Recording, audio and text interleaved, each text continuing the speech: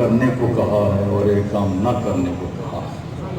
جو کرنے کو کہا ہے وہ فرمایا ہے وَاعْتَصِمُوا بِحَبْلِ اللَّهِ، اللہ کی رسی کو مضبوطی سے تھام لو۔ اللہ تعالیٰ کی رسی سے مراد کیا ہے؟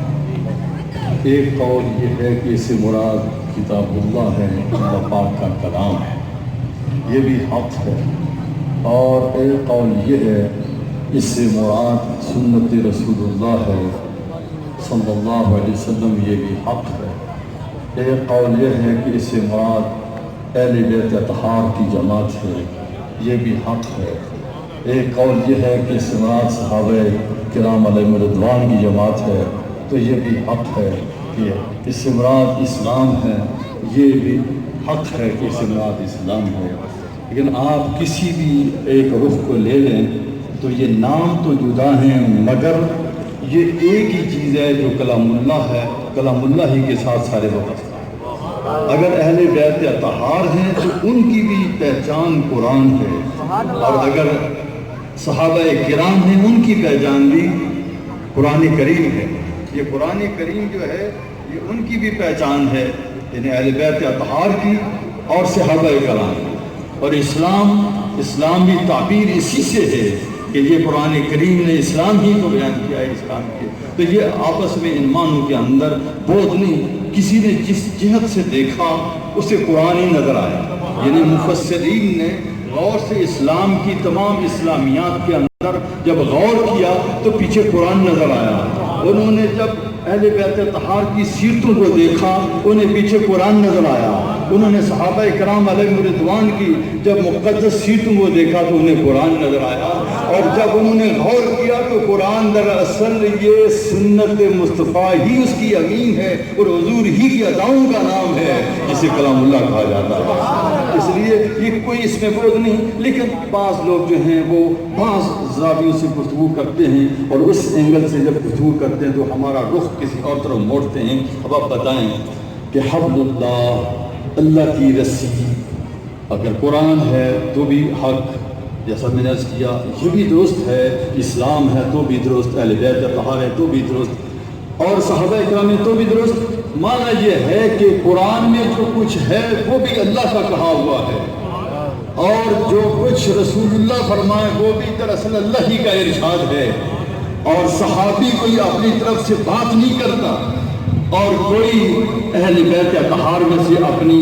صرف گھر کی بات نہیں کرتا، وہ اللہ ہی کی بات کرتا ہے، وہ دراصل اللہ پاک۔ اس لیے اب اس پر غور کریں تو ہمیں یہ کہا جاتا ہے کہ اللہ پاک فرماتے ہیں کہ اللہ کی رسی سے چمک جاؤ۔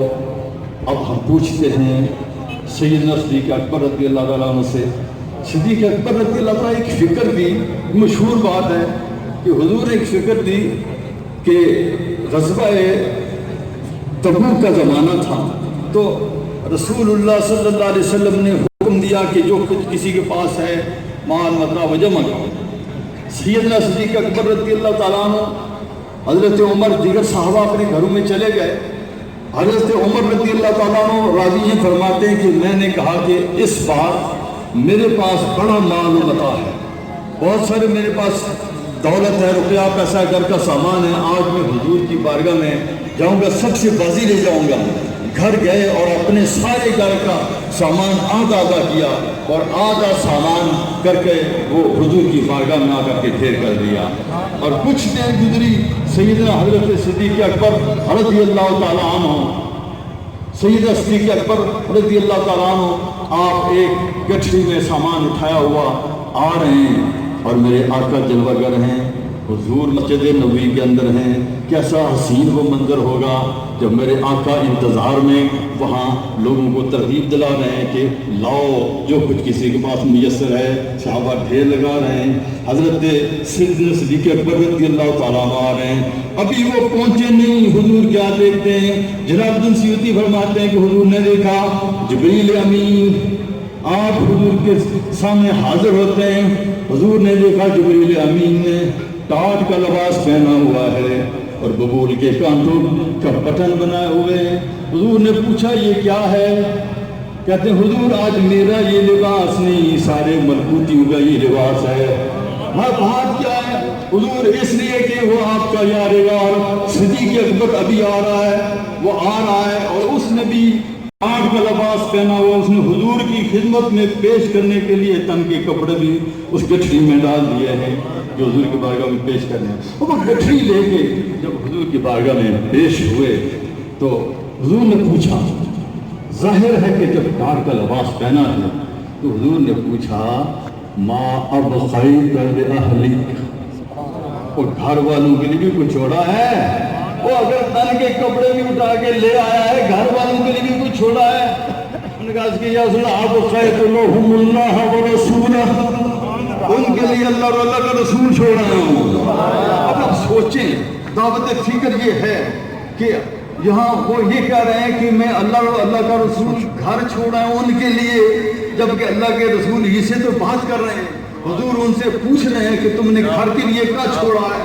وہ یہ فکر دے رہے ہیں کہ میرے گھر میں بھی اللہ ہے، اللہ کا رسول ہے، اور رسول تو ایک ہے، وہ کہاں، وہ کیسے وہاں موجود ہے؟ کہ یہ راز کی باتیں، جیسے سب کا خدا ایک ہی ویسے ہی، جیسے سب کا خدا ایک ویسے ہی، ان کا تمہارا ہمارا نبی، جیسے سب کا خدا ایک ویسے ہی، ان کا تمہارا ہمارا نبی۔ نبی پاک علیہ الصلوۃ والسلام کو گھر چھوڑ گیا۔ تو اس سے سنی یہ سمجھا کہ عاشقوں کا سردار صرف یہی بات نہیں ہے، بلکہ تمام بنی نوع انسان نبیوں کے بعد جس سے افضل البشر بعد الانبیاء کہا جاتا ہے، اور حقیقت بھی یہی ہے، اس لیے کہا جاتا ہے ایک زبان نہیں، اس پر تقریباً اجماع امت ہے، ساری امت کا اتفاق ہے کہ وہ تمام انسانوں سے افضل ہے۔ وہ یہ فکر دے رہا ہے، اے سنی، اگر تو اللہ کے رسول سے بات بھی کر رہا ہو پھر بھی سمجھنا تیرا گھر اللہ کے رسول سے خالی نہیں، ادھر بھی ادھر بھی اللہ کے رسول جلوہ گر ہیں۔